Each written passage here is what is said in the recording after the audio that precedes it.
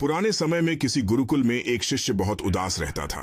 उसके गुरु उसे रोज देखते, लेकिन सोचते कि कुछ दिनों में इसका मन ठीक हो जाएगा। काफी दिन बीत जाने के बाद भी शिष्य आश्रम में दुखी ही रहता था। एक दिन गुरु ने उससे कहा कि आज शाम को तुम मेरे पास आना, मुझे कुछ बात करनी है। शाम को पढ़ाई पूरी होने के बाद शिष्य गुरु के पास पहुंचा तो गुरु ने उससे कहा कि तुम इतना उदास क्यों रहते हो। शिष्य बोला, गुरुजी, बीते समय में मेरे परिवार में बहुत परेशानियां एक साथ आ गई थीं। पुरानी बातों को याद करके मेरा पूरा परिवार बहुत दुखी रहने लगा है। उन्हें याद करके मैं यहाँ दुखी रहता हूँ। मेरा मन पढ़ाई में भी नहीं लग पाता है। गुरु ने कहा, क्या तुम नींबू शरबत पियोगे? उससे तुम्हें अच्छा महसूस होगा। शरबत के लिए शिष्य मान गया। गुरु ने नींबू शरबत बनाया और जानबूझकर उसमें नमक ज्यादा डाल दिया।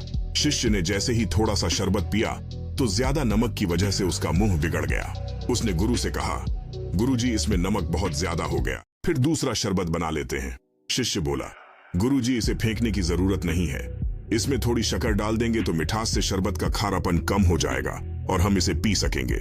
गुरु बोले, बिल्कुल सही बात है। ठीक इसी तरह जब हमारे जीवन में बुरा समय आता है तो हमें भी दुख देने वाली बातों को भूलकर जीवन के अच्छे अनुभवों पर ध्यान लगाना चाहिए।